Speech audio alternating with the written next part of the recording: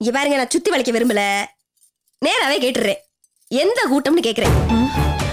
ஏன் கேக்குறேன்னா, இப்ப எங்க வீட்டுல நாங்க பொண்ணு எடுக்கிறவங்க எங்க கூட்டமா இருந்தா மட்டும் பத்தாது, அவங்க வீட்டுல இருந்து பண்ற சம்பந்தமும் எங்க கூட்டமா இருக்கான்னு நாங்க தெரிஞ்சுக்கணும்ல. எல்லாமே சரியா இருக்கணும்ல, அப்பதானே கூட்டம்னு சொல்ல முடியும். என்னன்னா, இந்த ஊரை விட்டு மெட்ராஸ்க்கு ஓடி வரவங்க எல்லாமே இந்த சாதி சனத்தை மறந்து ஒரு மாதிரி கலந்து கன்றாவியாய் போயிடுறாங்க. அது நமக்கு அதெல்லாம் ஒத்து வராது. அதே எல்லாத்தையும் தெளிவாக்கிப்படணும்னு படக்குன்னு கேட்டேன். சரி, அதுக்கு என்ன கூட்டம்னு கேட்டா படக்குன்னு சொல்ல வேண்டியதானே, அதுக்கு என் கிடந்து முழிச்சுக்கிட்டு இருக்காங்க.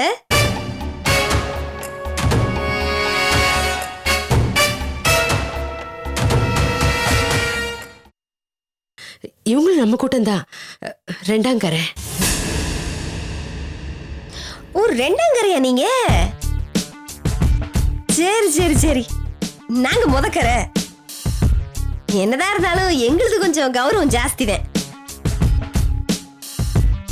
ஆனாலும் முதக்கரையில தான் பொண்ணு கிடைக்கணும்னு அடம் பிடிச்சா கிடைக்காது, விதிச்சதே ஒண்ணும் பண்ண முடியாது. எனக்கு முதவே சொல்லணும்னு தோணுச்சு. ஆளு உருவெல்லாம் ஒரு சைஸா இருக்கவும் நம்ம கூட்டமா தான் இருப்பாங்களோன்னு மனசுக்குள்ள அப்பத்துல இருந்தே ஓடிட்டு இருந்துச்சு. சரியாத்தான் இருக்கு. ஆனா ஏன் நீங்க முழிச்சுக்கிட்டு இருந்தீங்கன்னு தான் தெரியல. கேட்டன படக்குன்னு சொல்ல வேண்டியதானே. ஊரை விட்டு வந்து ரொம்ப காலம் ஆச்சுல்ல, பழக்க வழக்கெல்லாம் மறந்து போச்சு. அதான். அதை பத்தி என்ன இருக்கு, எல்லாம் ஒரே கூட்டம் ஆயிட்டம் இல்ல, அது போதும். ஆமாமா, நான் கூட எதிர்பார்க்கவே இல்லை. எப்படியோ சுத்தி வளைச்சு எல்லாம் நம்ம கூட்டமா போயிருச்சு. இதை தெரிஞ்சுக்கலாமே தான் நான் உங்களை கூட்டிட்டு வர சொன்னேன். மத்தபடி எல்லாத்தையும் அவகிட்ட சொல்லிருக்கேன் விளக்கமா எடுத்து. மண்டபத்துல இருந்து கெடா வெட்டுறதுல இருந்து எல்லாத்தையும் சொல்லிருக்கேன். ஒரு சின்ன யோசனை சொல்லட்டுமா? தப்பா இருந்தா மனசுக்கு ஒப்பலன்னா விட்டுருங்க. எல்லா செலவையும் நீங்க ஒருத்தரே இழுத்து போட்டு செய்ய கஷ்டமா தான் இருக்கும். என்னைக்கா இருந்தாலும் நீங்க ரெண்டு பேரும் ஒருத்தருக்குள்ள ஒருத்தர் ஆக போறவங்க, சம்மந்தி ஆக போறவங்க. அதனால ஏன் இந்த செலவு பிரிச்சுக்க வேண்டியதானே. சிறப்பா செஞ்சீங்கன்னா அந்த பெருமை உங்களை தானே சேரும். என்ன அத்தாச்சி, எதுக்கு எடுத்தாலும் கிடந்து இப்படித்தான் முழிப்பீங்க போல. அது சரி, ஊரை விட்டு வந்து ரொம்ப நாள் ஆச்சுல, பழக்க வழக்கெல்லாம் மாறி போயிருக்கோம் என்ன. சரி, அப்ப இன்னொரு காப்பி கொண்டு வர சொல்லட்டுமா? வேண்டாங்க, நாசுக்கா புரிஞ்சுக்கிடுவாங்க. 2 தடவை வந்து போயிருக்காங்களா இல்லையா? அக்கா, எனக்கு நேரமாச்சுக்கா. ஐயோ, தம்பி நீ கிளம்பலாம் பாருங்க. நாங்க போயிட்டு வாங்க. சொன்னது ஞாபகம் இருக்கட்டும். நிறைய பேசியாச்சு, அனுபவசாலிங்க, இதுக்கு மேல சொல்ல தேவையில்லை. பார்த்து செஞ்சிருங்க. வாங்க, அந்த கிடாய மறந்துட வேண்டாம், அது எனக்கு ரொம்ப முக்கியம். போதும் மாமா, உங்களை போட்டு தொந்தரவு பண்ணிட்டு இருக்காங்க. வாங்க. என்ன அதான் பேச்சு முடிஞ்சுல, பிறகு என்னத்துக்கு உட்கார்ந்துகிட்டு எந்திரிச்சு போங்க. பசிக்குது ஈஸ்வரி. ஷோ, இந்த ஆளை இழுத்துட்டு போய் கஞ்சி ஊத்துமா. கஞ்சியா? பிறகு என்ன கஞ்சியா வாயை புழக்கிறீங்க? இந்த வயசுக்கு வெயிலுக்கு நீங்க கஞ்சி குடிக்கலன்னா படக்குன்னு மேல போய் சேர்ந்துருவீங்க. போங்க. சரி சரி வாங்க. ஆளை சை சை மீசையும் பாரு. சை ஈசு, வச்சுக்க வச்சுக்க. என்ன மாமா, நீ சகலகலா வள்ளியா இருக்கிய, அப்படி இப்படி பேசி கீசி நம்ம கூட்டத்திலே பேசி முடிச்சிட்டிய. ஆமா, பிடிச்சாங்க. நான் எங்க பிடிச்சேன்? இந்த நல்ல தரத்திரம் பிடிச்ச குடும்பத்துல பிடிச்சாங்க. நல்ல வேலையா போயிருச்சு. நம்ம கூட்டத்தொகைன்னு தெரிஞ்சதுனால என்னவோ, இல்லன்னா வீடு 2 இருக்கும்ல. அப்புறம் மாமா, இந்த என்னமாச்சும் பேசி என்கிட்ட நல்ல பேர் எடுக்கணும்னு மட்டும் முயற்சி பண்ணாதீங்க. அது இந்த சென்மத்துல நடக்காது. என்ன இவ்வளவுதான் பேசினாலும் ஒத்துப்பட்டு வரமாட்டக்காள. அவமானம் தான் மிஞ்சுது. மானம், மரியாதை, சூடு, சொர்ணம் எல்லாம் இழந்து வாழ வேண்டி இருக்கு. குறிகாரிட்ட கேட்டு வேற எங்கேயாவது எஸ்கேப் ஆயிடலாம்னு பார்த்தா, அவ வேற வெளியே போயிடாத, சோத்துக்கே வழியில்லாம போயிருவேனுங்கிறா. என்ன செய்யறது? இந்த ஜென்மத்துல மானத்தோட வாழ முடியாது போல இருக்க. இப்படியே சமாளிப்போம். போதும் புலம்புனது, வாங்க மாமா. வந்துட்டேன்.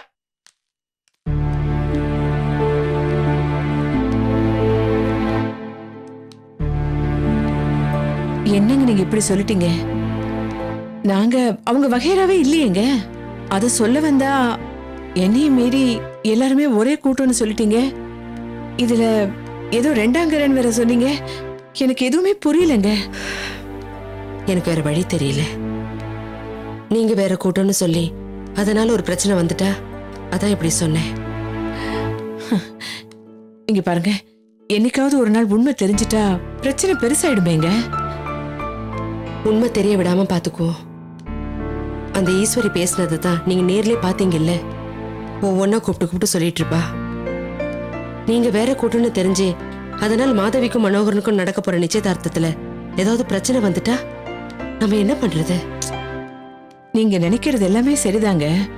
ஆனா உண்மை தெரிஞ்சிட்டா பாவங்க கவிதா, அவளுக்கு பிரச்சனை ஆயிடுமே.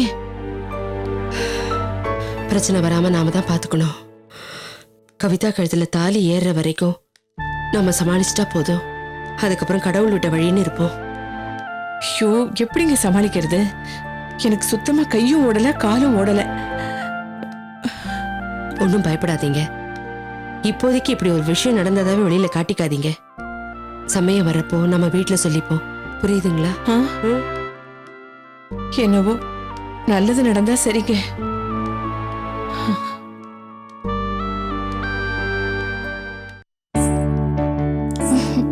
காஃபி எடுத்துக்கோங்க. உட்காருமா.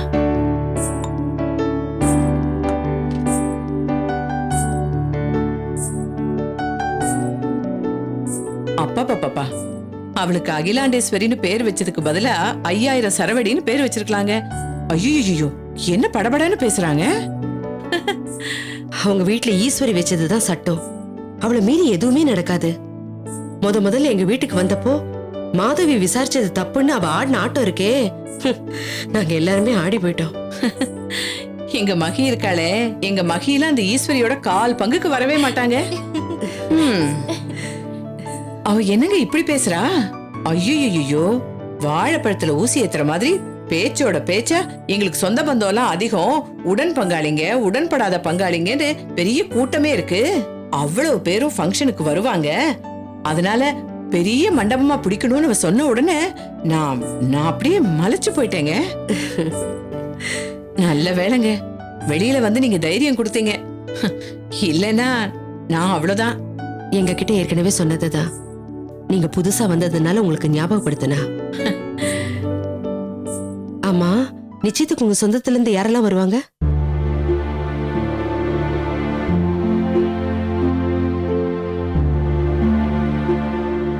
எல்லாருக்கும் சொல்லிட்டீங்களா இல்ல இனிமேதான் சொல்லணுமா?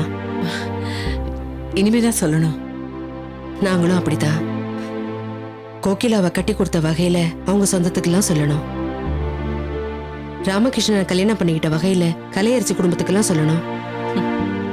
அப்புறம் அக்கம் பக்கத்துல தெரிஞ்சவங்க தெரியாதவங்க எல்லாருக்கும் சொல்லணும். அதுக்கு மேல உங்க வகையில சொந்தக்காரங்களை சொன்னா அவங்களெல்லாம் ஒரு தடவை நேர்ல போய் சொல்றதுதான் முறை. அப்போ உங்க உறவுகளெல்லாம் நாங்க அழைக்கணும்ல? ஆமாமா, என் பொண்ணு கோகிலா வீட்டுக்காரரையும் என் பையன் ராமகிருஷ்ணனையும் அழைக்கணும். நாங்க போய் அழைச்சா அவங்க நல்லபடியா எடுத்துக்க மாட்டாங்களே. உறவுன்னா அப்படித்தான் இருக்கும். சில நேரங்கள்ல அவங்க பண்ற அட்டகாசங்களை பார்த்தா நமக்கு எரிச்சலா வரும். என்ன பண்றது? உறவு மதிக்கிற சமுதாயம்னு நாம தானே சொல்லிக்கிறோம். அதை மதிச்சு நம்ம அழைக்கத்தான் வேணும். நீங்க சொல்றது சரிதான். எல்லாரையும் அழைச்சு பண்ணாதானே நல்லா இருக்கும். அது மட்டும் இல்ல, உங்க வீட்டுல நடக்க போற விசேஷம் இது. ஒருத்தரையும் விடாம எல்லாருக்கும் சொல்லிடணும். இல்லைன்னா எனக்கு சொல்லல உனக்கு சொல்லலன்னு ஒரு பிரச்சனை வரும். அதுக்கு நம்ம இடம் கொடுக்க கூடாதுல்ல. தப்பா நினைக்காதீங்க. எங்களுக்கு சொந்தம்னு சொல்லிக்கிற அளவுக்கு நெருங்கின உறவுகள் யாருமே கிடையாது.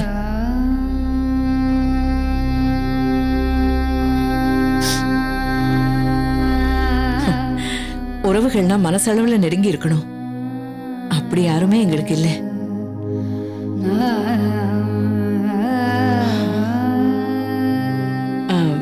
அக்கம் பக்கத்துல இருக்கிறவங்க, மனோகரனோட நண்பர்கள், இவங்கதான் எங்களுக்கு சொந்தம் உறவினர்கள்.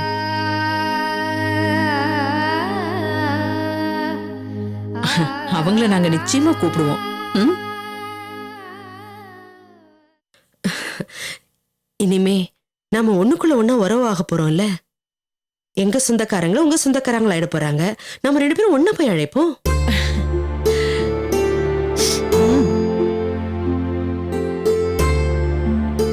உங்க சொந்தத்துல எங்களுக்கு கிடைச்ச மிகப்பெரிய சந்தோஷம் மாதவிதான். என் பிள்ளை மனோகர கொடுத்து வச்சவன். அப்போ உடன் பங்காளிங்க உடன்படாத பங்காளிங்கன்னு அந்த பெரிய கூட்டத்தை விட நம்ம சொந்தம் தான் இந்த நிச்சயதார்த்தத்தை கிராண்டா பண்ண போதுன்னு நினைக்கிறேன்.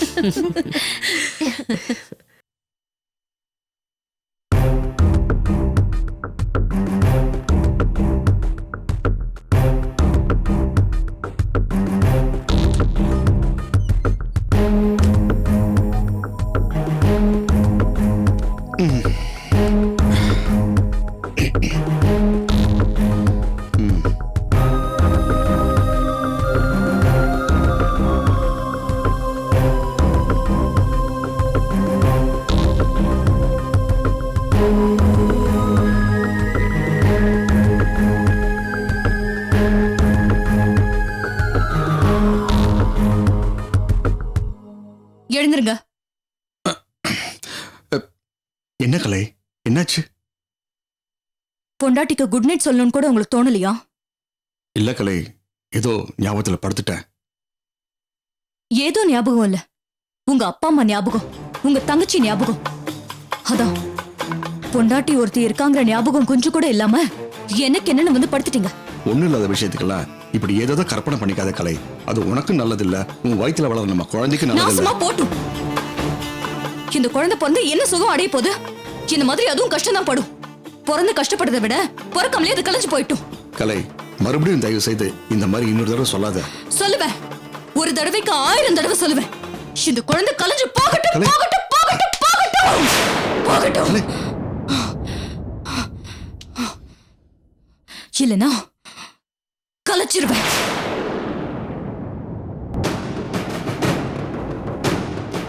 சரி, போகட்டும். உங்களுக்காக நான் இதை கலைக்கல.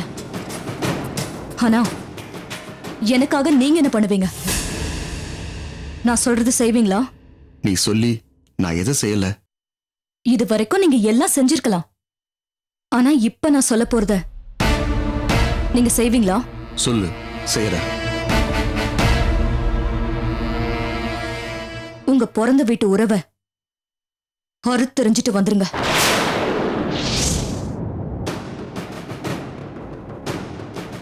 எனக்காக நீங்க இதை செய்வீங்களா?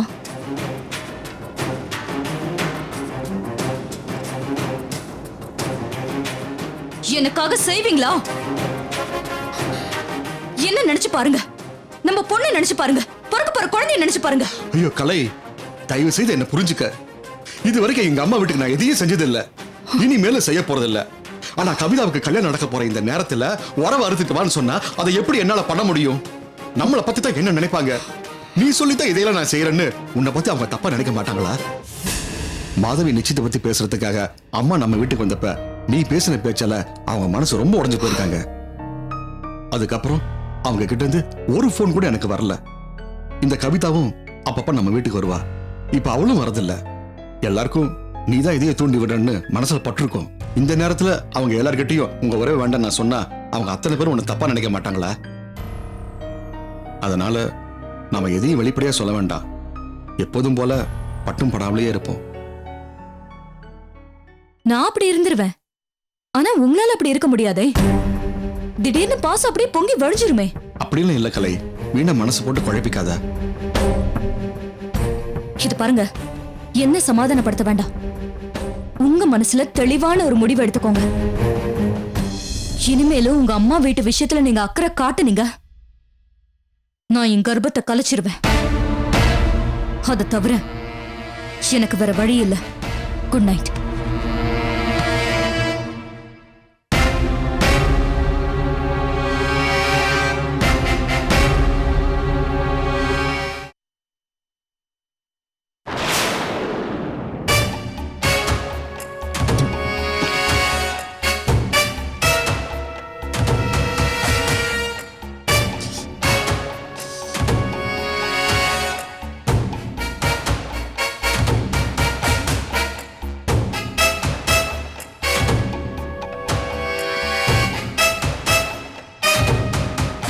இந்தா டீ சாப்பிடு.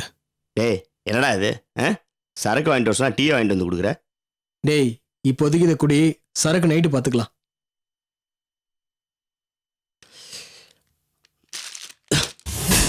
என்னடா சூடா இருக்க டீ ஒரே கல்ஃப் அடிச்சிட்டேன். அவ்வளோ ஆத்திரண்டா மனசுக்குள்ற. சூடான டீ மாதிரி சூடான பொண்ணுங்களை ஒரே தட்டில் பெட்டில் உழ வச்சவன்டா இந்த கந்தாசு. ஆனால் இந்த கீதா இன்னும் விடலையேடா. டேய் ஆரம்பிச்சிட்டியா? கீதா வேணாண்டா, விட்டுடுறா, வேற பொண்ணு பார்ப்போம். முடியாதுடா. என் கூட பெட் வரைக்கும் வந்து மிஸ் ஆனவளை எப்படா விட முடியும்? அவளை முழுசா ஒரு தடவையாவது அனுபவிச்சுட்டு தாண்டா விடுவேன். டே கந்தாஸ், சொன்ன கேளுடா, அந்த கீதா இனிமே உனக்கு கிடைக்க மாட்டா. அவ ரொம்ப உஷாராயிட்டா. உஷார் இல்லடா, திமிரு. இந்த கந்தாசால இனிமே என்ன பண்ண முடியுன்ற திமிரு. அதான் ஒரு வார கெடு முடிஞ்சும் அவ ரொம்ப அசால்ட்டா இருக்கா. அவளை சும்மா விட மாட்டேன்டா. ஆசை தீர அனுபவிச்சுட்டு மும்பை ரெட் லைட் ஏரியால வித்துறண்டா அவளை. டே கந்தாஸ் வேணாண்டா, அவளுக்கு கல்யாணம் ஆக போதுடா. இல்லடா, கல்யாணம் ஆகாமலே எல்லா சுகத்தையும் அனுபவிக்க போற பொண்ணுடா அவ. வட்டுமா? டேய்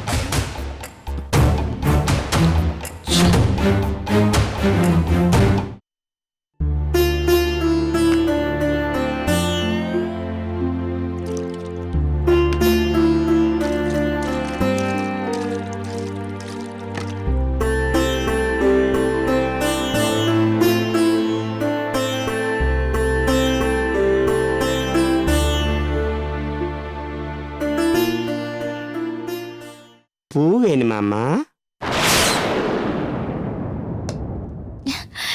என்னென்ன பூ இருக்கு? மல்லிகைப்பூ, சாமந்தி பூ, உனக்கு பிடிச்ச ஒத்த ரோஸ் கூட இருக்குமா, வாங்கிக்கிறியா? ஒத்த ரோசா? அது எனக்கு ரொம்ப பிடிக்குன்னு உங்களுக்கு எப்படி தெரியும்?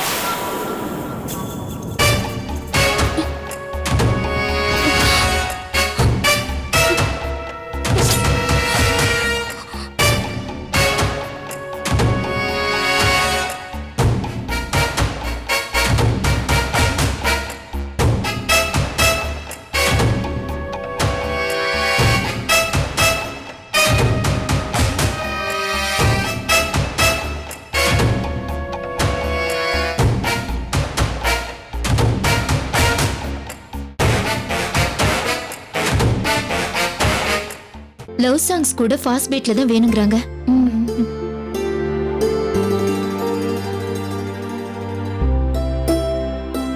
மாதவி